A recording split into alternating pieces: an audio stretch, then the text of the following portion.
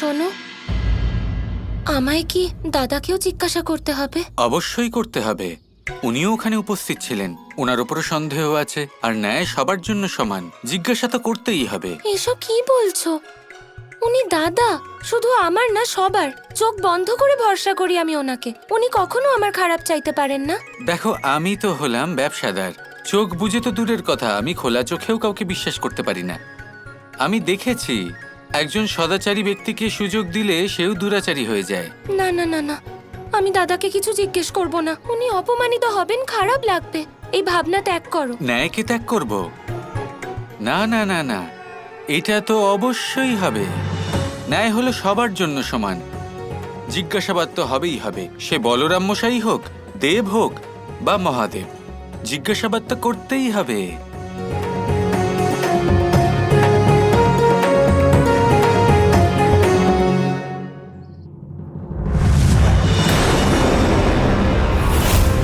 কি দেখছো লক্ষণা?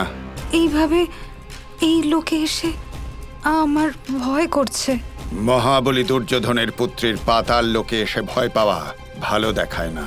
কিন্তু তুমি তো সেই মূর্তি আনবে বলেছিলে, তার কি হলো? ক্ষমা করবেন আমাকে, কিন্তু আমি প্রতিমা আনতে পারিনি গুরুদেব। ওই প্রতিমার সাথে কিছু একটা বিচিত্র ব্যাপার ঘটছে, আর রাধার সাথে সবকিছুই যেন অসামঞ্জস্য লাগছে। আর গুরুজি, কোনো একজন পুরুষ আছেন যিনি রাধাকে সাহায্য করছেন প্রতিমা খুঁজতে। আর আশ্চর্যের ব্যাপার এটাই যে সেই অপরিচিত পুরুষ রাধার ব্যাপারে অনেক কিছু জানে। আর এখন তো রাধা আর্য শাম্বর সাথে সাথে আমার উপরও সন্দেহ করছে।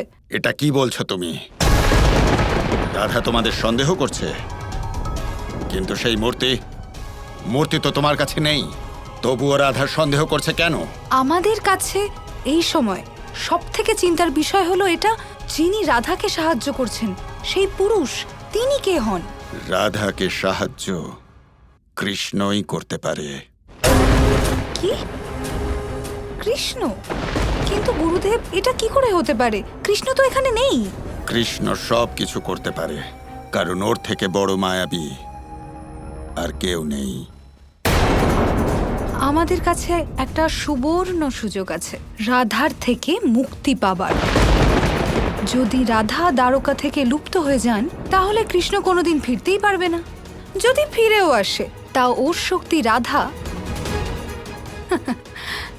ওর কাছেই থাকবে না। কিন্তু আমার যুদ্ধ তো কৃষ্ণের সাথে, রাধার সাথে তো আমার কোনো শত্রুতাই নেই। আমি জানি গুরুজি যে আপনি আপনার নিয়ম অন্য কারোর জন্য বদলান না, তাই রাধাকে লুপ্ত করে দেওয়ার কাজ আমি করব। আমি আপনাকে কথা দিচ্ছি যে আমি রাধার কোনো রকম কোনো ক্ষতি করব না, শুধু ওর অপহরণ করব, যাতে ওই কৃষ্ণ আবার দ্বারকাতে ফিরে আসতে না পারে। ঠিক আছে, যদি তুমি রাধাকে অপহরণ করে ওকে দ্বারকা থেকে বাইরে বের করতে পারো, তাহলে এক আসুরিক শক্তি তোমাকে সাহায্য করবে। কিন্তু গুরুদেব, আপনি আমাকে একটা কথা বলুন, সেই আসুরিক শক্তি কোথায় পাবো? আর কে হয় সে? সেটা সময় মতো অবশ্যই জানতে পারবে। এখন যত শীঘ্র পারো যাও আর গিয়ে রাধাকে দ্বারকা থেকে বাইরে বার করে আনো। আচ্ছা গুরুদেব, অনুমতি দিন। কি লাভ আমার এত শক্তিশালী হয়ে? রাধার একটা সামান্য মূর্তিও আমি খুঁজে বার করতে পারছি না।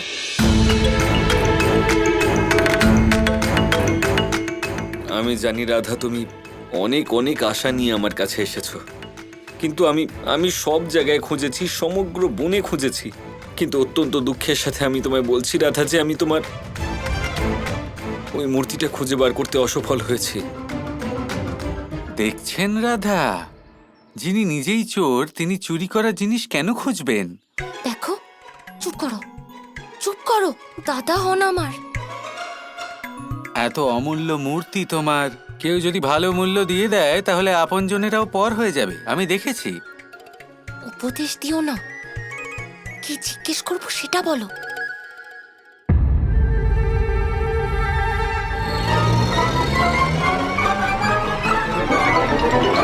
এ দেখো বেচারিক, ওই মূর্তিটা হারিয়ে যাওয়ার জন্য নিজের বুদ্ধি শুদ্ধি হারিয়ে ফেলেছে।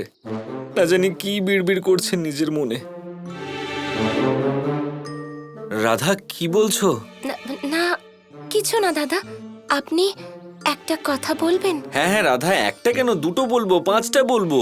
আসলে আসলে দাদা দাদা আমি আমি না, মানে এসব কি করছো? মূর্তি চাই নাকি চাই না? যদি করতে না পারো তাহলে আমি চলে যাচ্ছি এখান থেকে। ঠিক আছে, জিজ্ঞাসা করছি। দাদা, আমি ওই মূর্তি চুরির ব্যাপারে জিজ্ঞেস করতে চাই। মূর্তি চুরির বিষয়ে? তার মানে? ইনি তোমার দাদা নাকি কোনো বলদ? ওনাকে মানেটা বোঝাও। বলো ওনাকে তুমি সন্দেহ করছো। বলো রাধা, কি বলতে চাও তুমি? দাদা, আসলে আমি চুরির জন্য আপনাকেও সন্দেহ করছি।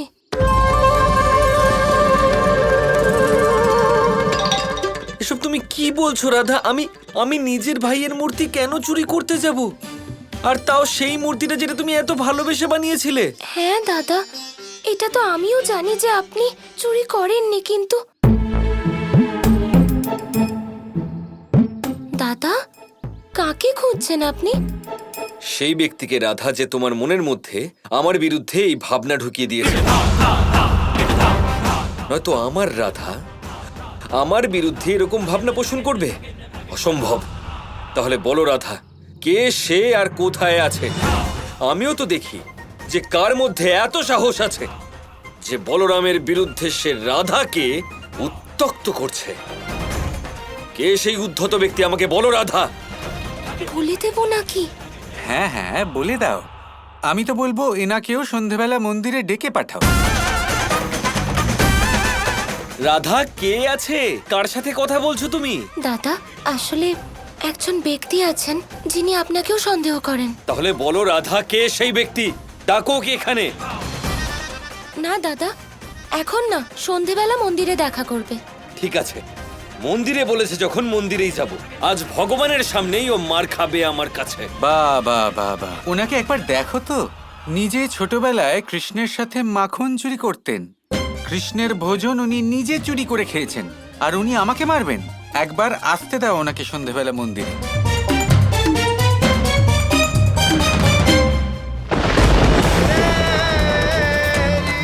যদি আপনার মনে একটুও প্রেম জীবিত থাকতো, তাহলে এই সমস্ত সংসারে এত রক্তপাত হতোই না। আর যে ব্যক্তির দ্বারা আপনি আসল প্রেম লাভ করলেন, তাকেই অভিশাপ দিয়ে বসলেন। নিজের অন্তরের ঘৃণা দূর করুন, নয়তো এই আগুন আপনাকেই ভস্ম করে দেবে। আমাদের মধ্যে কে সত্য, আমি না রাধা? রাধার অভিযোগ সত্যি নাকি আমার? দুজনের মধ্যে কিছু তো অবশ্যই ত্রুটিপূর্ণ।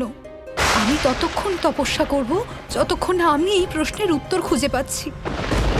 এই তপস্যার দ্বারা আমি না হয় নিজের প্রাণ ত্যাগ করব। হে মহাদেব, আমাকে এই আত্মনিরীক্ষণে সাহায্য করুন, আমাকে সত্যের সাথে অবগত করান।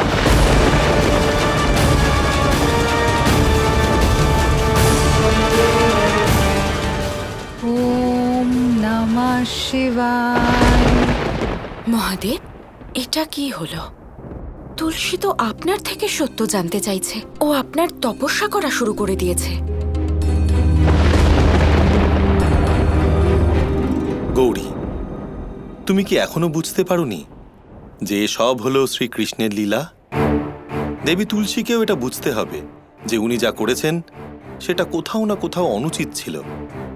তা যতই ক্রোধের বশে করুক, যখন উনি একবার এটা বুঝে যাবেন যে ক্রোধ আর ঘৃণার বশীভূত হয়ে উনি যা কিছু করেছেন তাতে সংসারের উপর কত বড় বিপদ নেমে এসেছে, তখন উনি নিশ্চয়ই নিজের ত্রুটি শুধরে নেবেন